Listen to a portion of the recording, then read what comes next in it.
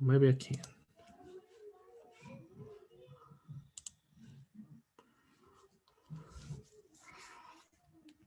Bear with me just a second. I'm working on sharing this to the places it needs to go.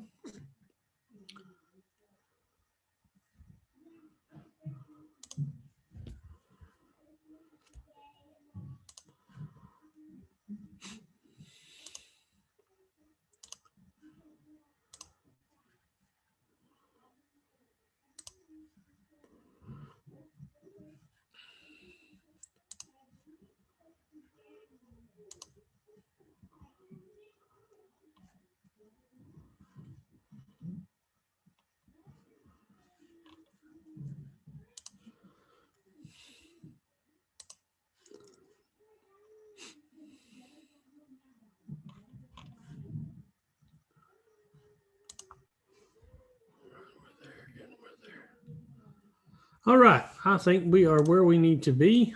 Let me get back to my main screen here.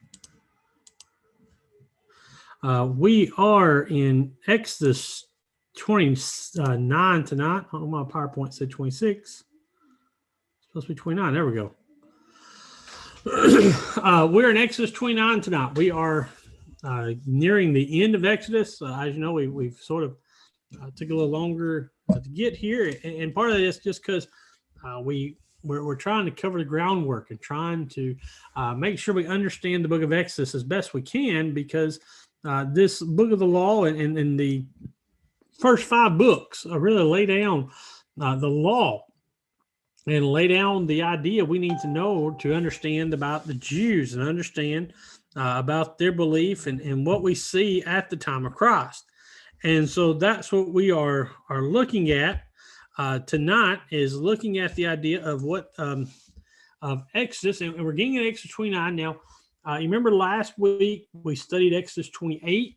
That was where we looked at the priest, the priestly garments. We're going to continue talking about the priest. I was hoping last week to cover both these chapters, but just by looking at them, their size and the details they go into, there's really no other way to do this and maybe to do these both in separate lessons. As I said during the devotional, for those watching tonight, tonight is for our Zoom class, is the last Zoom class we plan on having. I'll put it that way. If we have to go back into lockdown or we have to be quarantined for anything, we will go back to Zoom. But as of right now, the plan is next Wednesday night, we will be back in our service, or we're back in our building, and therefore we'll have services at the building, and we'll have Bible class. So what that means is that if you're on Zoom, you will not be able to find the class, but if you go to Facebook or YouTube, you'll be able to find that. We'll live stream our class for Wednesday night and our class for Sunday morning and Sunday night. So our Sunday morning Sunday morning class and Sunday morning worship and Wednesday night class. I'll get it right in a second. Those are what we're going to go back to, and that's what we're going to implement for the first month. So that's our plan. On Wednesday night, we will continue studying Exodus. So next week on Wednesday night, we'll pick right up in Exodus 30. Now, the only thing I can tell you is I know that when we get to class, it's going to be a little, we won't cover as much as we have been online because, again, with interaction, and that's typical of a class, and that's better. I'd much rather prefer people talking to me than me sitting here talking for the whole time, but I will warn you that we'll probably slow down even more than what we have been now because of that interaction. But that's the plan starting out from going next Wednesday and forward. So for tonight, like I said, we're going to study Exodus 29. This chapter is a very, very concise chapter, very deep chapter. But it's very important for us to know. What's happened is, I told you earlier, Exodus 28, we have the priests are being chosen. Then we had the priestly garment, the high priest garment made for Aaron, that ephod that was to sit on his head and had that golden crown on it. No, excuse me, that's the turban. The ephod had the onyx stones on the shoulders that had a front and had the back. That the front attached to the breastpiece that had the 12 stones for the 12 tribes. Then you remember he had that sash of many colors. He had the tunic on that was on the inside. Then he had a robe. Then he had the ephod. Then he had the breastpiece and a turban. And we talked about that and talked about the priests had their special garments. We're not really told much about them. They had their garments. And so God laid out the plan for those garments. And before any priest could take his role of service, there had to be something done first. And what we see in Exodus 29 is what God expected to happen before the priest could serve. He had to lay out the clothes, but now he talks about what they're going to do with it. And this is one of those chapters that's in our Bible reading, it's hard to get to. A lot of people where we're at now in the last few weeks, a lot of people, when they sit down to read the Bible in a year or sit down to read through the Bible, they get to Exodus, the first 20 chapters fly by, but then they get to this point and it's almost like, say, we almost want to call tedious because of the detail, but it's very important to notice these detail and people get lost in it. And you can easily get lost and maybe frustrated. But when you see this, and I hope that with our class, we talk about it, it helps you understand some of these words and these phrases better to get a better understanding of what God is wanting these people to do. So let's jump right into talking about Exodus 29 and looking at the idea of the priest. You'll notice verse 1, now this is what you shall do to them to consecrate them, so that they may serve me as priests. Take 1 bull of the herd and 2 rams without blemish, and unleavened bread and unleavened cakes mixed with oil, and unleavened wafers smeared with oil. You shall make them of fine wheat flour. You shall put them in 1 basket and bring them in the basket, and bring the bull and bring the 2 rams. You shall bring Aaron and his sons to the entrance of the tent of meeting and wash them with water. Then you shall take the garments and put on Aaron the coat and the robe of the ephod and the breastpiece, and gird him with the skillfully woven band of the ephod. And you shall set the turban on his head and put the holy crown on the turban. You shall take the anointing oil and pour it on his head and anoint him. Then you shall bring his sons and put coats on them, and you shall gird Aaron and his sons with sashes and bind caps on them. And the priesthood shall be theirs by statute forever. Thus you shall ordain Aaron and his sons. So this is the first introductory paragraph to what God's doing. God's going to tell Moses what all to do to get ready for what's about to happen. Again, go back to verse 1. He says, this is what you're going to do, consecrate them. The idea of consecrate is to set aside, to make holy. This is what you're going to do to designate, these are my priests, these are my servants. And to do this, you're going to have to take 3 animals. There's the bull and 2 rams. And all these animals are to be without blemish, without spot. They're to be animals that are healthy. This was not, sacrificing them was not a way to get rid of the sick and the weak. It was supposed to be the best of the best. Then they're to have unleavened bread and unleavened cakes. And I really couldn't find a big difference between unleavened bread and unleavened cakes other than possibly the size. Most people think the unleavened bread was bigger than the cake. It was more of a bigger serving than the cake. The cake may have been something maybe the size of a cookie, or maybe not that bad. And the wafers were even smaller than that. And so you make these. And again, you notice the specifics here. It's to be unleavened with fine wheat flour. It's be made a certain way. Have these animals without blemish. And again, verse 3, you put them in a basket, and you bring the basket and the bulls to me. You bring them to the front of the tent of meeting. You bring them before the tabernacle, and therefore you're going to start this process of consecrating these priests. Now you notice that you're going to bring Aaron and his sons to the entrance of the tent of meeting and wash them with water. Now, what's interesting about this is it's sort of odd because it really makes us have to know the entirety of the tabernacle to understand this part. Because if you don't know anything about the tabernacle and what we've talked about up to 29, you may ask the question, well, where does he wash them? Where's the water? Is he going to bring the water in himself?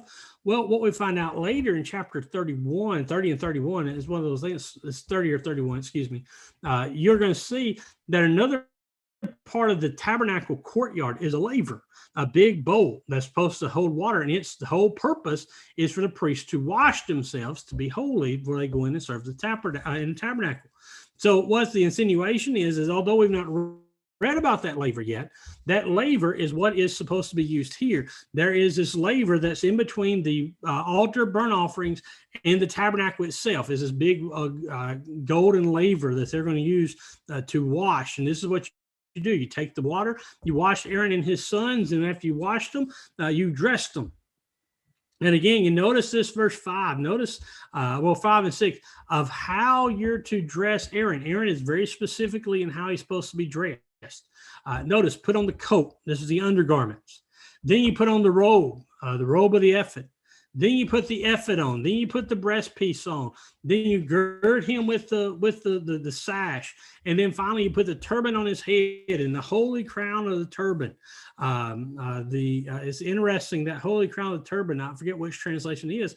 I believe here translates that not holy crown, but the royal diadem. And that's the royal diadem is the word for holy crown. But it's the idea of that's what that gold piece across the head that said the servant of the Lord was supposed to insinuate to Aaron and his children as a servant. Again, this is on the high priest who was dressed this way. So basically, Aaron comes in and he dresses him from the inside out. He gives the exact order of how you're supposed to put this garments on. And it's sort of interesting because when God told how to make this, he sort of jumped around.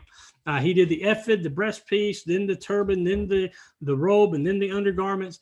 God sort of jumped how to design these and how to make these, again, based on their difficulty. But here he gives the order of how to put them on from the inside out. And so when Aaron does all this, he's to be ready to go in and serve. And then comes the actual part of the process. After he's been washed, and then he has been dressed. Verse 7, you're supposed to take the anointing oil and pour it on his head and anoint him. And the idea here is just to pour the oil, amount of oil that's supposed to be poured on his head to anoint him for this special service. And what's interesting is chapter 30 is going to tell us about how to make the oil. God gives a recipe of how they're supposed to make this oil they're to anoint with. And this anointing oil was used for priests, it's used for kings, and it's used for prophets. Basically, anybody in the Bible who has a job from God and God has to designate who they are, they're going to be anointed with oil. And so they were to anoint Aaron.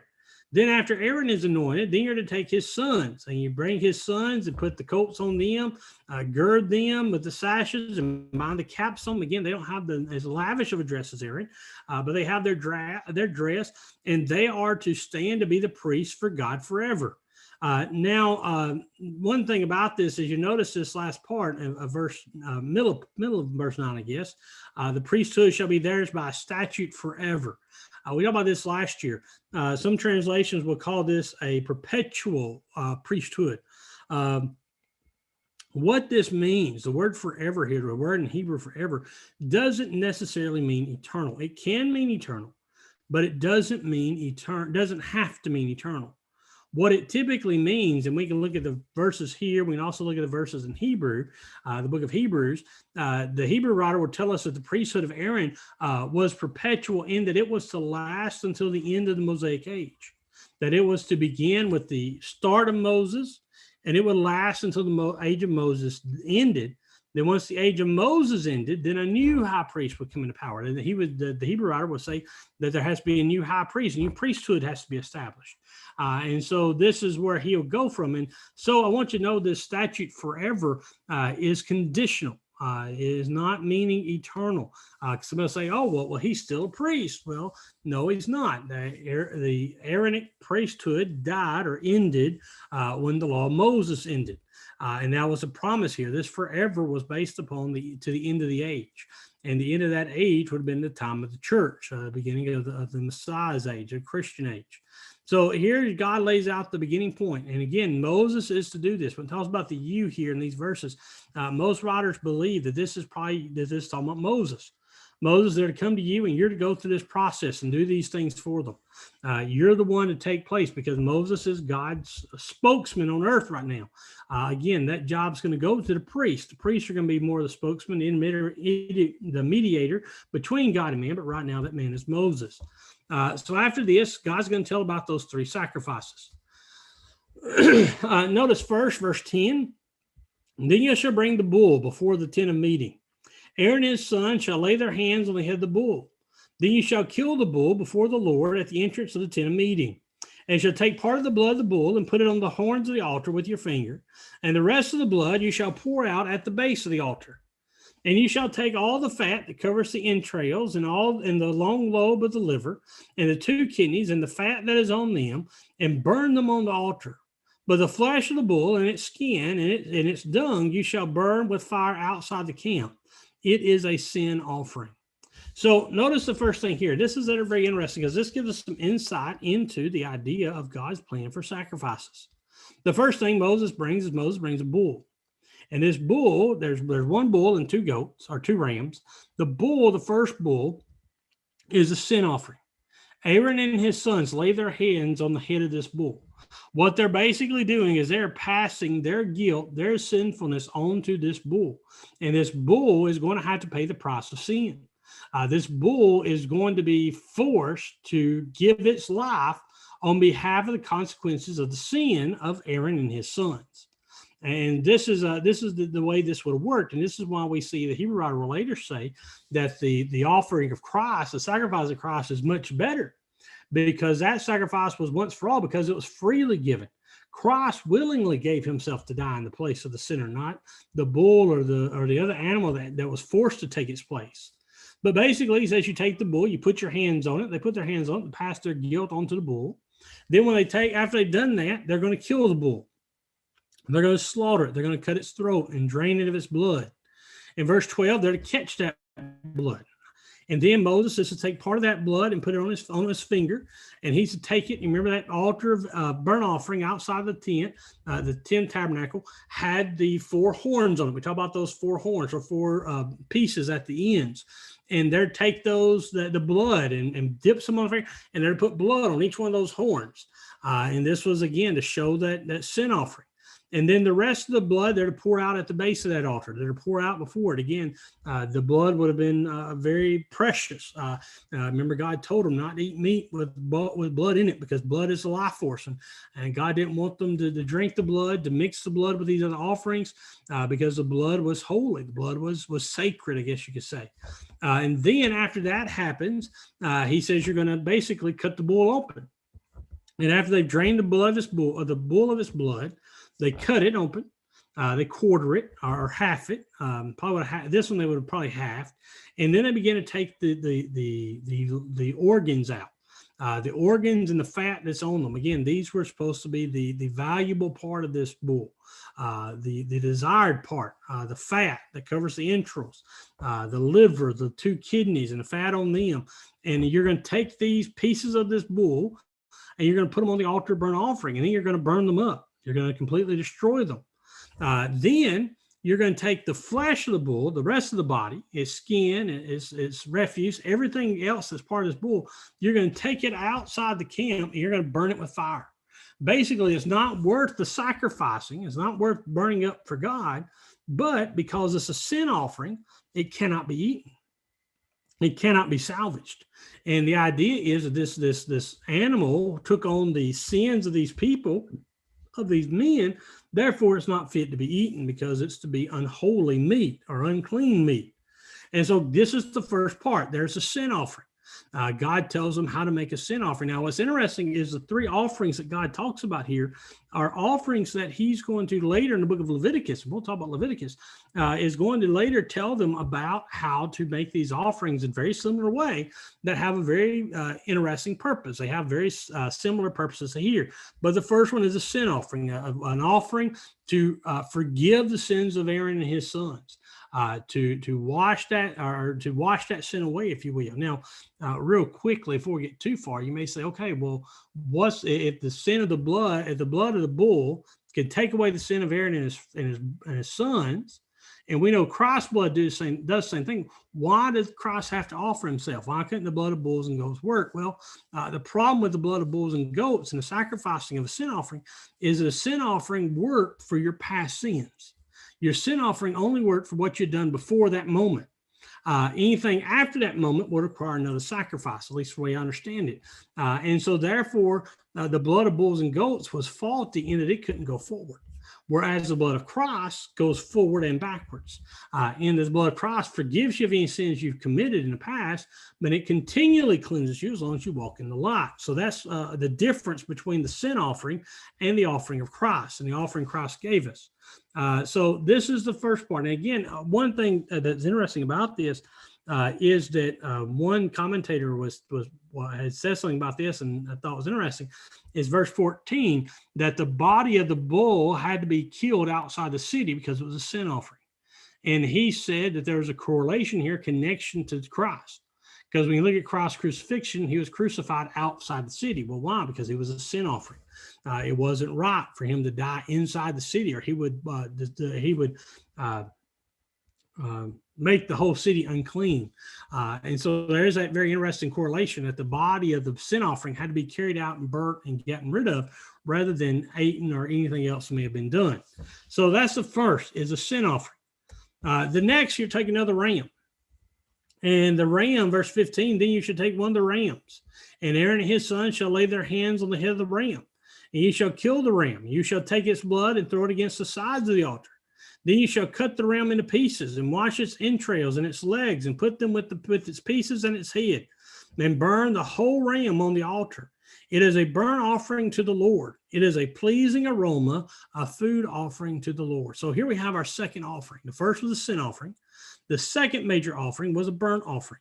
A burnt offering is when you take an animal, you kill it. Again, they slit its throat, drained it of its blood. And then you notice this time they'll take the blood and throw it against the side of the altar. Now, before I got there, I skipped one thing. You notice one thing Aaron and his sons have to do in every one of these. They have to lay their hand on its head. And again, this is to transfer and to symbolically say, this is a sacrifice for us. This sacrifice is based on our behalf. And they take the blood and throw it against the sides of the altar. And again, this is to not just consecrate the priest, it's also going to be used to consecrate and make the altar holy. Then he's going to cut the ram into pieces. This time he would have probably quartered it. Most people believe he would have quartered this ram up into 4 pieces. And then they washed its entrails and its legs, wash it, and then they put it on this altar. And they put the entire ram, every piece goes on this altar, its head and his whole body. And then you burn the whole ram on the altar. This offering is to be completely burnt. Nothing is to remain. Nothing is to be taken out and buried in this offering. And this is a pleasing aroma. Again, a food offering to the Lord. So what they're doing is they're offering God a sacrifice that is a sacrifice of dedication. This is a sacrifice of dedication to God, in that you're dedicating whatever animal you're sacrificing wholly to God. You don't get a part of it. So like that sin offering. That sin offering was given on behalf of sin. The burnt offering was given as a sacrifice to God to say, God, this is all yours. This is for you to have. Then finally, the third one, and the third one is one God spends the most time with, and that is I forgot what it's called now. This one is more of a fellowship type offering, a dedication offering. I'll try to remember the official word maybe later. Verse 19, you shall take the other ram, and Aaron and his sons shall lay their hands on the head of the ram, and you shall kill the ram, and take part of its blood and put it on the tip of the right ear of Aaron, and on the tips of the right ears of his sons, on the thumbs of their right hands, and on the great toes of their right hand, of the right feet, and throw the rest of the blood against the side of the altars. Then you shall take part of the blood that is on the altar and of the anointing oil, and sprinkle it on Aaron and his garments, and on his sons and his son's garment with him. He and his son's garment shall be holy, and his sons and his son's garment shall be with him. Verse 22, you shall also take from the fat from the ram, and the fat tail, and the fat that covers the entrails, and the long lobe of the liver, and the 2 kidneys, and the fat that is on them, and the right thigh, for it is a ram of ordination. And 1 loaf of bread, and 1 cake of bread, made with oil, and 1 wafer out of the basket of the unleavened bread, that's before the Lord. You shall put all these on the palms of Aaron and the palms of his sons, and wave them as a wave offering before the Lord. Then you shall take them from the hands and burn them on the offering on top of the burnt offering, as a pleasing aroma before the Lord. It is a food offering to the Lord. Then you notice verse 26, you shall take the breast of the ram of Aaron's ordination and wave it for a wave offering before the Lord, and it shall be your portion. And you shall consecrate the breast of the wave offering that is waved, and the thigh of the priest's portion that is contributed from the ram of ordination, from what was Aaron and his sons. It shall be for Aaron and his sons as a perpetual due from the people of Israel, for it is a contribution.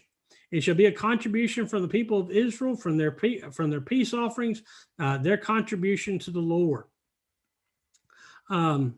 All right, that's the end of this offering. Let's go back and talk about this second offering. This third offering. This third one, again, is most in depth and most detailed of all of them.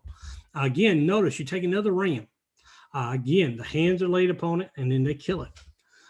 Excuse me, I know this wasn't me. This is a peace offering. I apologize. That word slipped my mind.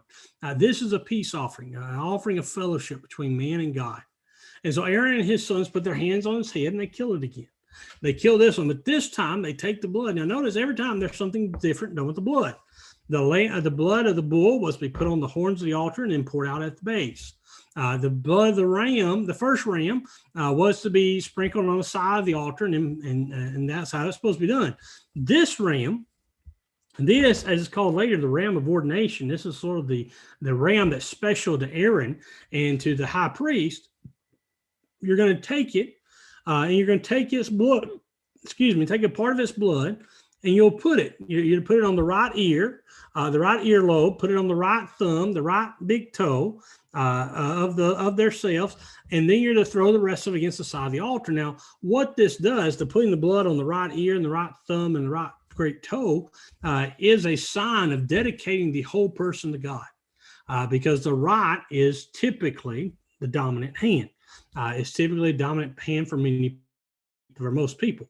And so to put this blood on the right hand means that you're placing your dominance under the dominance of God. You're showing your servitude. So after they do that, they're not through this ram.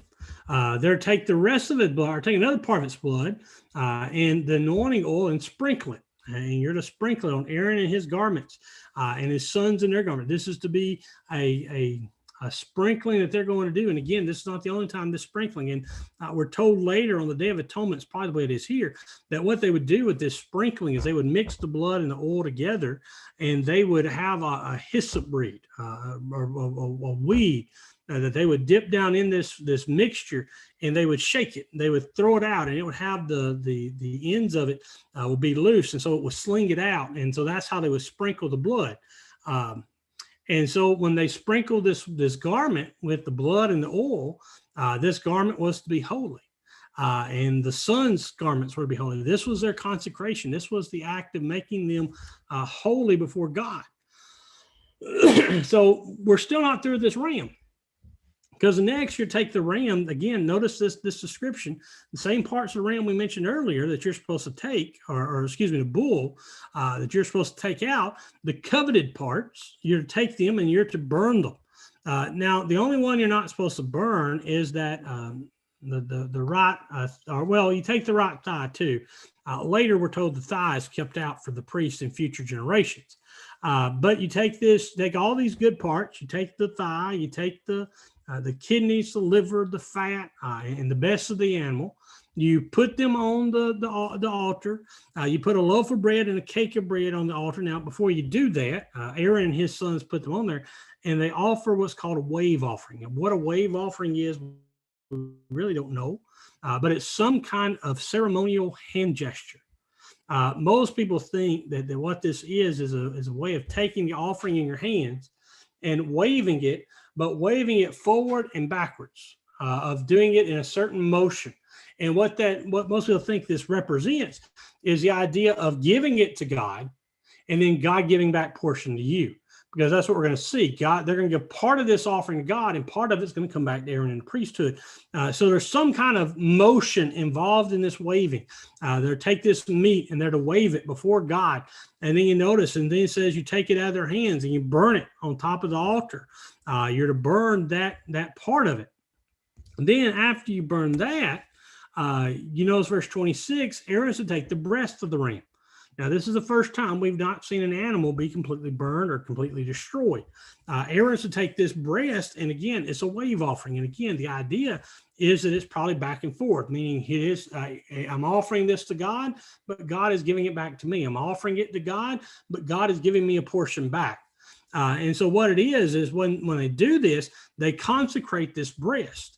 And what this breast is, you notice the breast and the thigh, again, that right thigh that he told him here to burn, because this was offering for the priest, but in a regular offering, they probably would have kept the thigh.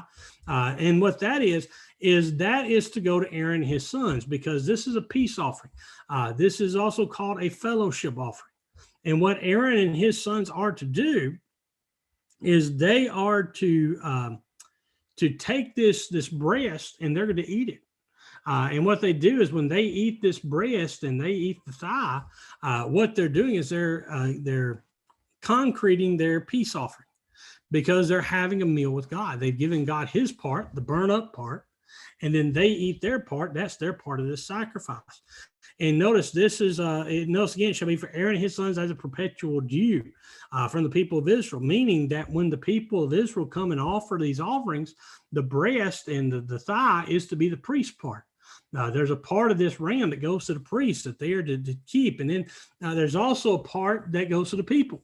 The people are to eat a part of the offering when they offer a peace offering. And we'll get to that later. But what that is, the significance of this is that this helps feed the priesthood. Remember, the priests don't own land. They don't work in the fields because they don't own fields. So they depend upon the people for their food.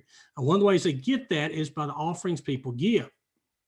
Number two, this is a way of demonstrating fellowship with God, peace with God, to sit down and eat with them. Again, in their world, to sit down and eat with someone had greater consequences than it does in our world. It had a greater importance than what we typically see.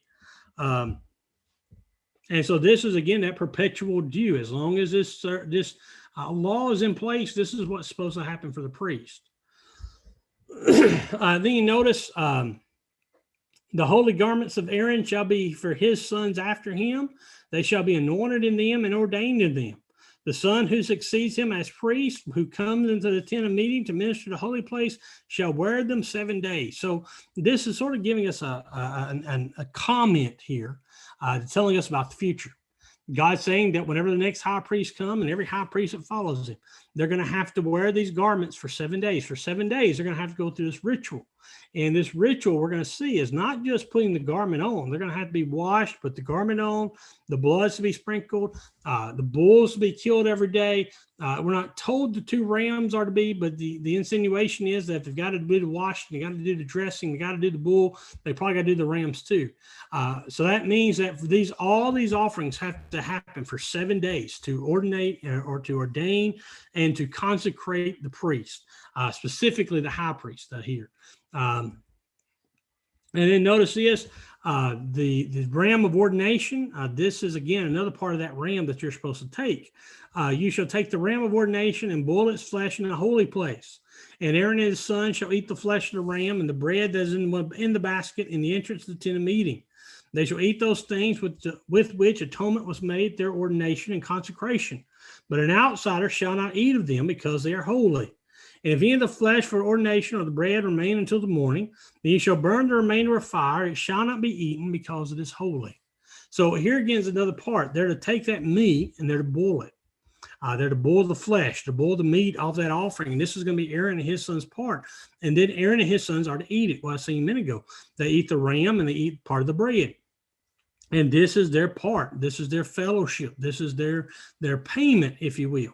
And again, this is their peace offering with God. And again, notice verse 33, no one can eat this but them. No outsider shall eat of them. No outsider can touch this food, because this food is holy. And only one who is made holy can eat this food. And only the priests are the ones who go through this ordination to be holy. And so again, if anything remains, if you don't eat it all till the next day, you're to burn it up. It's to be destroyed so that no one can touch it, or not to be eaten, because it's holy.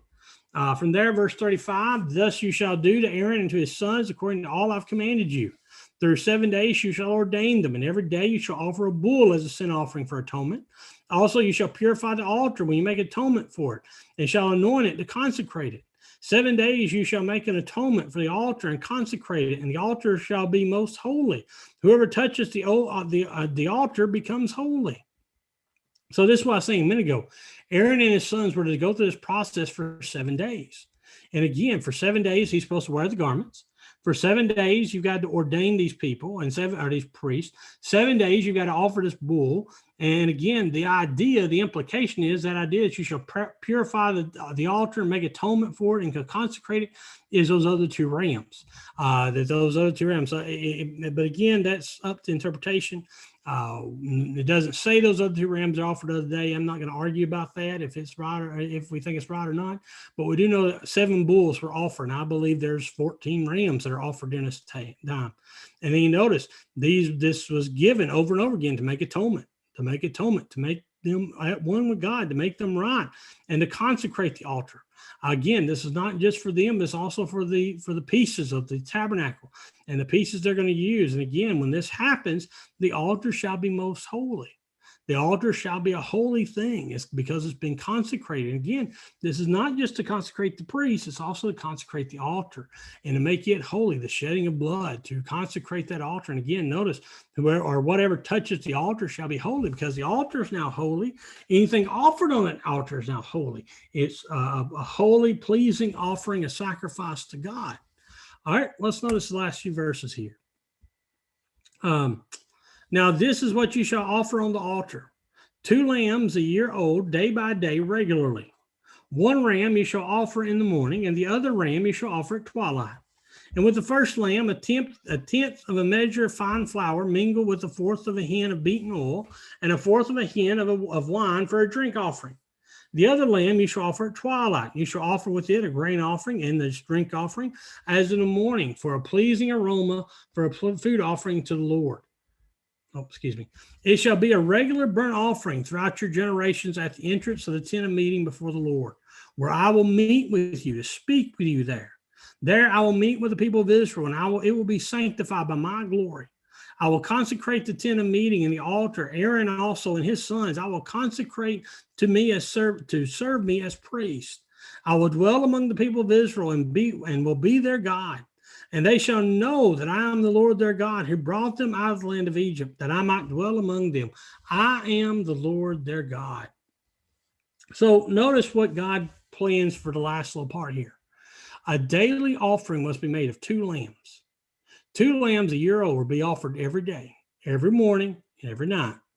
What's interesting about this is that one commentator said this is almost like a meal offering. Again, it calls it a food offering because you notice it is a typical meal. There is the meat, there's bread, and there's drink. There's meat, the flour mingled with oil, and the hin of a drink offering. The meat, the flour, the meat, the bread, and a drink, and wine. It's like it is a meal offering, if you will. This will be offered every day and every morning, every evening. Now, again, this was to be done as long as Israel was in power. Now, exactly how often Israel offered this sacrifice, we really don't know. We really never told the details of how faithful Israel was to this command, but this is what God wants them to do. God wants them to offer this every day. They offer 2 lambs. And you notice he says it shall be a regular burnt offering throughout your generations. And he tells them where to burn it. And God says, if you'll do this, he says, I'll meet you there. I'll meet you and speak to you there. This is where I will dwell. And again, there I'll meet my people of Israel, and it shall be sanctified by my glory. Again, the God's going to sanctify the tent, and God's going to sanctify the people because he's there. He's dwelling among them. And then you notice he said, I'll consecrate the Aaron and his sons to serve me. They'll be the ones that they want me to be. And then you notice, I will dwell among the people of Israel and will be their God. And they shall know that I am the Lord their God. They'll know that I am Yahweh God, is what this literally translates in, who brought them out of the land of Egypt, that I might dwell among them. And the idea of that I'm the Lord their God, and he sort of repeats that idea, is not that they would know it and recognize or just basic fact, because Israel knew that. God had told them from the beginning, I'm the Lord your God. I'm the Lord your God who's delivering you. So what's different here? The idea I think here, and this is what Samil said, is that they will know God more fully. They'll know more about God. Even here, these offerings have been described so they can know, okay, you're doing it. You're doing these various things to accomplish this goal because I'm holy. Therefore, my priests have to be holy. My tabernacle has to be holy. My people have to be holy. And so God is doing all this so they can know that he is there. And this is proof that God is present. And what's interesting here is that God talks about that I will meet with my people of Israel there. When they do this, there I'll meet them. We're going to see at the very end of Genesis or Exodus in Exodus 40, when we see the tabernacle finally finished, the tabernacle built and set up, as soon as it is dedicated to God, the cloud comes down. God's presence comes down and dwells upon that tent, and no one's able to enter it. No one's able to enter into that tabernacle until God decides to allow them to. And this is God being with the people.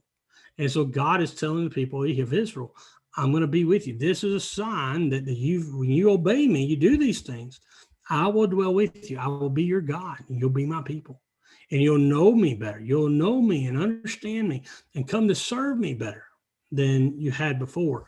And again, the idea is that not only will Israel know that he is Lord their God, but all the people will know that he is God, because they'll see his glory and they'll see what he's done and what he's accomplished. All right. That finishes chapter 29. Next week, we'll get into chapter 30. I appreciate everyone joining us here tonight online. I know you're probably getting tired of me saying this, but I'm going to keep saying it until we change this over. This is our last Zoom class.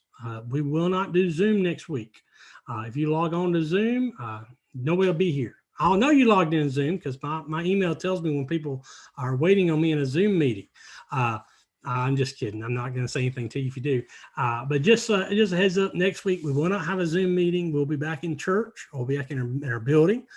We'll have our Bible class starting at 7 p.m. like we always do. In that Bible class, we'll have a devotional, some songs. We'll have a devotional thought. Then we'll have our Bible class. We'll pick up in Exodus 30, and that'll go to about, I forget the exact time, about this time is when you typically stop, if you can get the preacher to be quiet. So we'll have to see how that works. But that will be on Facebook, on the internet. That'll be on Facebook and YouTube. You can find that on my personal page. You can find it on the Fulton Church of Christ page. You can find it on our member page. It's there in 3 or 4 places. Or you can go to YouTube. Go to YouTube and search Fulton Church of Christ, Fulton, Mississippi. There it is. And let me just say this little plug. If you watch this on YouTube, I encourage you, down at the bottom, you'll see a subscribe button. Subscribe to our channel. Even if you haven't done this yet, subscribe to our channel and click the notification bell.